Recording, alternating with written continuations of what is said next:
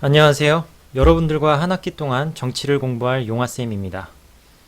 정치는 갈등을 다루는 활동이자 학문이거든요.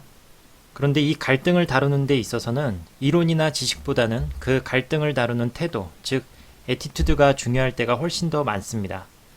그런데 아직까지도 우리 사회는 갈등에 대해, 그리고 그 갈등을 다루는 정치에 대해 조롱하거나 환멸을 느끼거나 냉소적인 인식이 많이 남아 있거든요.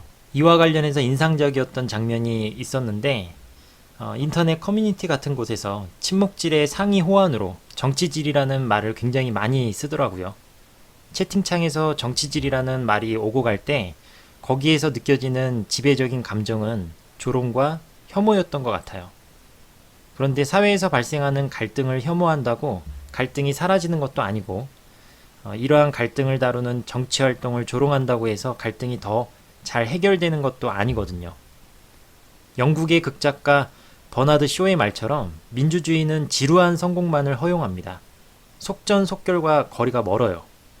그렇기 때문에 인내심을 갖고 또 품위를 잃지 않고 갈등을 대하고 다뤄나가는 애티튜드가 중요하고, 그게 정치의 핵심이라는 생각이 들거든요. 그래서 오리엔테이션을 통해서 갈등을 다루는 정치 활동이 무엇인지 전반적인 이야기를 하고 싶었습니다.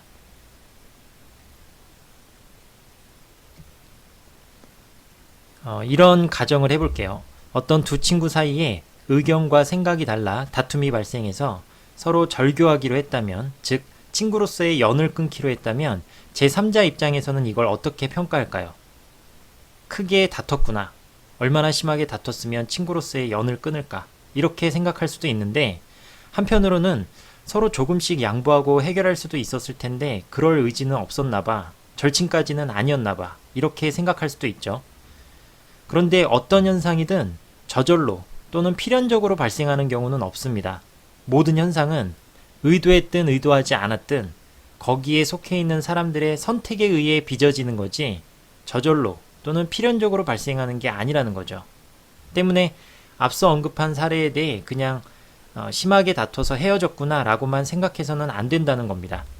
심하게 다퉜다고 모든 친구나 연인들이 결별을 택하는 건 아니거든요.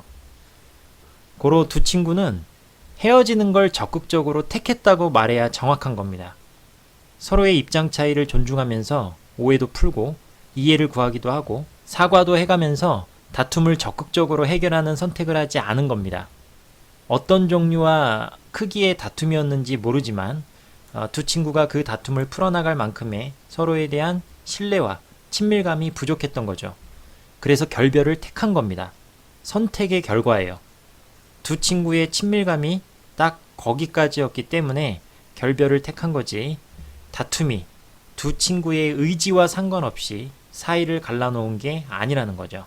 자, 이런 관점에서 보자면 갈등이 사회를 분열시킨다는 주장을 우리는 어떻게 평가해야 할까요? 마찬가지입니다. 사회가 갈등을 조정하거나 조율하지 않기로 마음먹었을 때, 갈등의 당사자 일방을 억압하거나 무시하는 전략을 택했을 때 사회가 분열되는 거지, 갈등 자체가 건강하게 결속된 사회를 분열시키는 게 아니라는 거죠.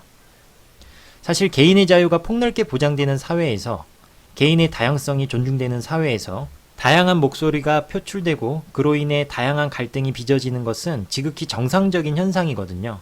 우리가 서로 친구가 되고 연인이 되고 가족을 구성하고 사회와 국가를 구성하는 것은 무방비의 자연 상태나 무정부 상태에서 고립된 개인으로 살아가는 것보다 더 안전하고 행복하기 때문이지, 그래서 서로가 가진 결점과 허물을 감싸 안고 받아들였기 때문이지 인간이 완벽해서가 아니거든요. 옆에 있는 친구나 연인을 한번 보세요. 누구나 조금씩 흠결이 있고 누구나 조금씩 실수를 합니다. 그러한 인간의 불완전함 때문에 다툼과 갈등은 언제나 발생할 수밖에 없고, 그런 다툼과 갈등을 잘 조율하고 해결해 나가는 과정에서 개인과 사회가 성장해 나가는 거지, 갈등 자체가 사람을 악마로 만들거나 사회를 병들게 만드는 게 아니라는 거죠. 그렇다면 누가 갈등이 사회를 분열시킨다고 갈등에 혐오의 딱지를 붙인 걸까요? 갈등이 공적으로 해결되는 걸 원치 않는 사람들, 갈등을 조율해야 하는 위치에 있지만 그럴 의지나 능력이 없는 사람들이 갈등에 대해 냉소하고 조롱을 퍼붓는 겁니다. 조금 더 구체적인 예를 하나 들어볼게요. 학급에서 두 명의 친구 간에 다툼이 발생했다고 가정해 봅시다. 학생 A가 학생 B를 부를 때마다 짓궂은 별명을 붙여서 불렀기 때문이죠. 학생 A 입장에서는 친근감을 과시하기 위한 장난이었을지 모르지만 학생 B의 입장에서는 자신을 무시하는 말처럼 들려서 몹시 불쾌했습니다. 참다 못한 학생 B는 더 이상 별명을 부르지 말라고 욕설을 퍼부었고 당황한 A는 더 심한 욕설로 맞대응하며 다툼이 커지게 됩니다. 자, 지금 이 상황은 친구 사이에 발생한 다툼이니까 사적 영역에서 갈등이 발생한 거죠. 그런데 이러한 사적 갈등을 그대로 방치하면 어떤 일이 발생할까요? 서로 사과하며 화해하지 않고 다툼이 계속 전개된다면 두 친구가 동원할 수 있는 사적 권력에 의해 갈등이 해결될 겁니다. 이 경우에는 아마도 물리적인 힘, 즉 폭력이 되겠죠. 일방적으로 별명을 붙여 불렀던 것만 봐도 유추할 수 있듯이 상대적으로 힘이 더 센 A에게 유리한 싸움이 될 테고 좀 더 억울하고 분한 쪽은 학생 B일 겁니다. 사적인 영역에서 갈등을 해결하는 과정에서는 이렇듯 사적인 권력에 의존할 가능성이 큽니다. 방금 살펴본 학생들 간의 갈등은 물리적인 힘에 의존할 가능성이, 집주인과 세입자 간의 갈등이나 고용주와 직원 간의 갈등의 경우에는 경제적인 힘에 의존할 가능성이 크겠죠. 물리적인 힘이냐, 경제적인 힘이냐의 차이만 존재할 뿐입니다. 이렇듯 사적 영역에서 갈등이 해결되는 과정은 대체로 누가 더 많은 힘을 가졌는지에 따라 결정되기 때문에 당사자 모두가 받아들일 수 있는 공정하면서도 합리적인 해결책을 기대하기가 어렵습니다. 그런데 이 문제를 공적 영역으로 가져오게 되면 어떻게 상황이 달라질까요? 공적 영역으로 가져온다는 것은 A와 B 사이에서 발생한 사적 갈등에 대해 최대한 많은 사람들이 관심을 갖고 그 해결에 동참할 수 있도록 공론화 또는 이슈화시키는 것을 의미합니다. 단 여기서 포인트는 다수의 사람들이 해결에 동참한다는 거지 단순히 방관자로 머무르면서 관전평이나 내뱉거나 방구석에서 키보드 배틀만 뜨는 것을 의미하는 게 아닙니다.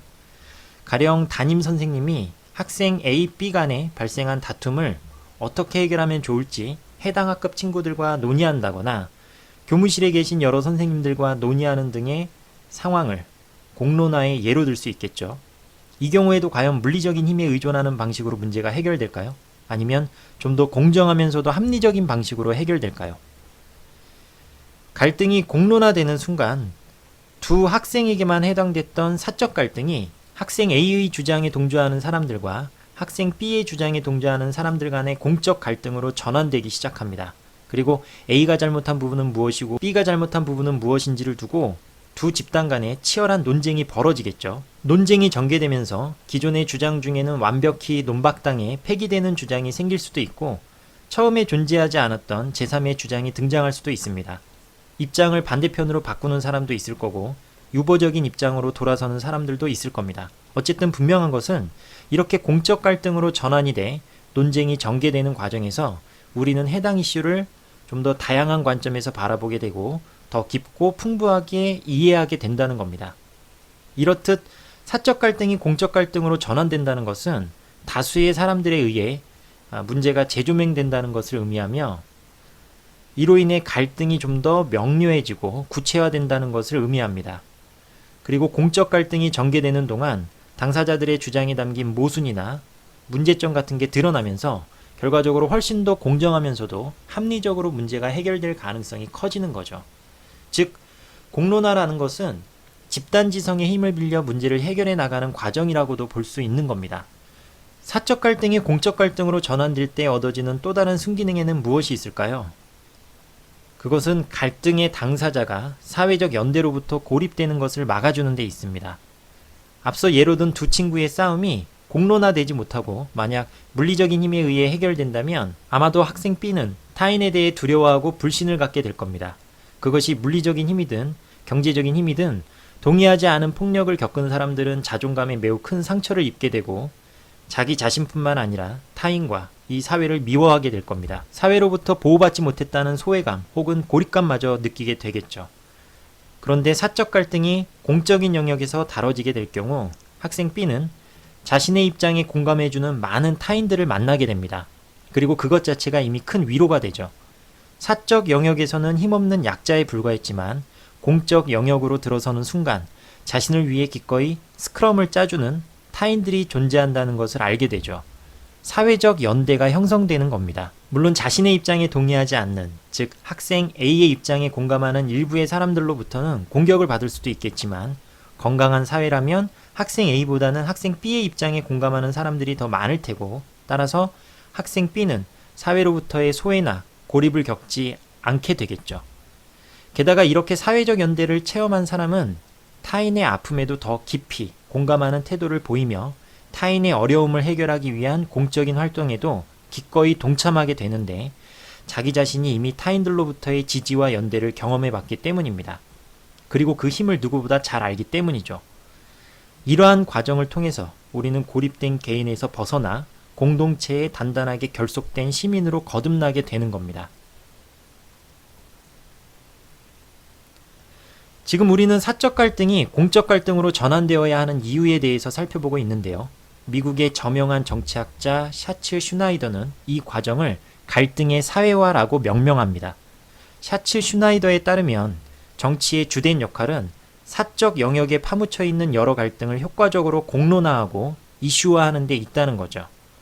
정치의 목표가 우리가 몸담고 있는 공동체를 좀 더 나은 사회로 만드는 것이라고 했을 때 그 구체적인 방법론이 바로 갈등의 사회화라고 할 수 있는 겁니다. 우리의 일상을 고통스럽게 만드는 사적 갈등을 공적 영역으로 끄집어내 좀 더 공정하고 합리적인 해결책을 찾아 나가는 것, 그것이 사회적 약자를 위한 정치의 역할이자 더 좋은 사회를 만들기 위한 구체적인 방법이라는 거죠. 그렇기 때문에 정치는 갈등을 회피하지 않습니다. 오히려 감춰져 있는, 은폐되어 있는 사적인 갈등을 어떻게든 공론화하고 이슈화하려고 노력하죠. 잘 생각해 봅시다. 처음에 던진 질문과 비슷하죠. 갈등을 사적인 영역 안에 묶어두려 하는 사람들이 과연 누굴까요? 앞서 예로 들었던 학생들 간의 다툼은 좀 단순화된 사례지만 주변에서 흔히 볼 수 있는 언어폭력에 시달리는 학급 친구들, 가정폭력에 시달리는 취약계층의 아이들, 직장 내 괴롭힘을 당하고 있는 회사원들처럼 우리가 주변에서 쉽게 접할 수 있는 사적인 갈등들이 그저 사적인 영역으로 축소되어 있거나 머물러 있다면 어떤 일이 발생할까요? 갈등을 은폐함으로써 이득을 보는 사람들만이 갈등을 해로운 것으로 여기며 회피하고 외면하고 무엇보다 덮으려고 합니다. 이 사회에 마치 갈등이 전혀 존재하지 않는 것처럼 그 존재를 무시합니다. 왜냐? 그렇게 갈등을 사적인 영역 안에 묶어둬야만 자신에게 유리한 방식으로 해결할 수 있으니까요. 그래서 바람직한 정치는 오히려 더 많은 사람들이 관여할 수 있도록 갈등의 사회화에 집중합니다. 갈등을 공론화하고 이슈화합니다. 상처를 방치하면 덧나면서 고름이 차는 것처럼 사회 곳곳에 존재하는 갈등 역시도 외면하고 무시한다고 사라지는 게 아니라 더욱더 깊어지기 때문이죠. 여기까지 들으면서 본인이 과거에 겪었던 어떤 문제가 공론화되면서 해결이 더 어려워졌던 경험이 있는 사람들은 갈등의 사회화에 대해 뭔가 부정적인 느낌이 들 수도 있습니다. 학급 전체적으로 논의했지만 문제 해결에 도움이 되지 않았다거나 선생님이 개입했지만 편파적인 해결책이 나왔던 경우가 있었을 테니까요. 그런데 우리가 지금 논의하는 갈등은 애정이나 사랑과 같이 개인의 정서와 감정이 주를 이루는 심리적인 갈등이 아닙니다. 그것은 정치의 영역이라기보다는 상담의 영역에 가깝기 때문이죠. 우리가 논의하고 있는 갈등은 개인 간의 이해관계가 충돌하면서 발생하는 사회적 갈등을 의미하는 겁니다.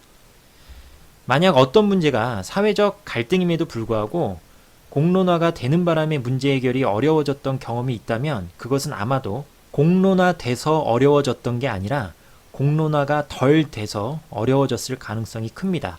해당 갈등의 종류와 성격에 따라 집단지성이 발휘될 수 있는 스케일이 달라지기 때문에 학급의 학생들이나 몇몇 선생님들만으로는 충분한 객관성이 확보되지 않을 수도 있거든요.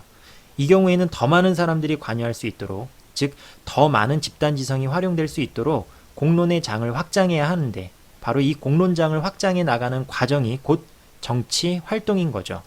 다시 말해서 더 많은 사람들을 갈등의 한복판으로 끌어들여서 더 많은 사람들의 지혜를 빌려야 한다는 겁니다. 하지만 갈등의 사회화라는 게 기본적으로 쉬운 일이 아니라서 모든 사적 갈등을 공론화할 수 있는 건 아닙니다. 왜냐하면 우리가 지금 살펴보고 있는 사례는 담임 선생님의 개인만으로도 공론화가 가능했던 단순한 학급 상황이지만 실제 현실은 훨씬 더 복잡하기 때문이죠. 사회를 구성하고 있는 무수히 많은 사람들은 각자의 생계에 전념하는 것만으로도 시간이 부족하기 때문에 공적인 이슈에 관심을 가지려 하지 않습니다. 심지어 사람들은 인구절벽, 기후위기, 핵문제, 인공지능 등 그것이 가까운 미래의 국가와 인류의 생존을 위협할 정도로 큰 이슈임에도 불구하고 당장의 생계활동에 지장을 초래하지 않는 한 대체로 무관심합니다. 또 그게 합리적인 대응이기도 하고요. 시간이라는 것도 결국 한정된 자원이기 때문에 당장 내게 중요한 일을 처리하는 데 집중적으로 배치하다 보면 남는 시간이 없죠. 그래서 정말 시급한 이슈가 무엇인지 선별하고 우선순위를 정해서 사람들이 관심을 가질 수 있도록 속된 말로 어그로를 끌어야 간신히 공론화에 성공하게 되는데 이 과정에서 매력적인 언론인과 사회운동가 그리고 무엇보다 정당과 정치인의 역할이 중요합니다. 그러나 우리 사회에서는 아직도 정치인을 협잡꾼이나 싸움꾼 정도로 보는 시각이 많은데요. 그러다 보니 국회의원의 세비, 즉 월급을 삭감하자거나 심지어는 국회의원 수를 줄이자는 등의 주장이 횡행하고 있습니다. 안타까운 일이죠. 나중에 자세히 설명할 기회가 있겠지만 더 많은 사람들을 갈등의 한복판으로 끌어들이기 위해서는 탁월한 리더십과 인간적인 매력을 갖춘 정치인들의 존재가 필수적입니다. 그러니까 우리는 좋은 정치인을 길러내기 위한 노력을 해야 하지 정치인을 혐오와 조롱의 대상으로 바라봐서는 안 된다는 겁니다. 다시 처음으로 돌아와서 갈등을 다루는 정치라는 활동에 있어서 어쩌면 지식보다 태도가 더 중요할지도 모른다고 말했습니다. 갈등을 사회화하고 그 과정에서 공정하고 합리적인 해결책을 찾아나가는 과정 자체가 매우 지루한 과정이기 때문입니다. 우리는 달콤한 비약과 도약을 꿈꾸는 데 익숙하지만 정치라는 것은, 더 나아가 민주주의라는 것은 그런 달콤함과 거리가 멉니다. 하지만 바로 그렇기 때문에 아주 작은 목소리에도 섬세하게 반응하는 오늘날과 같은 민주주의가 확립될 수 있었던 거죠.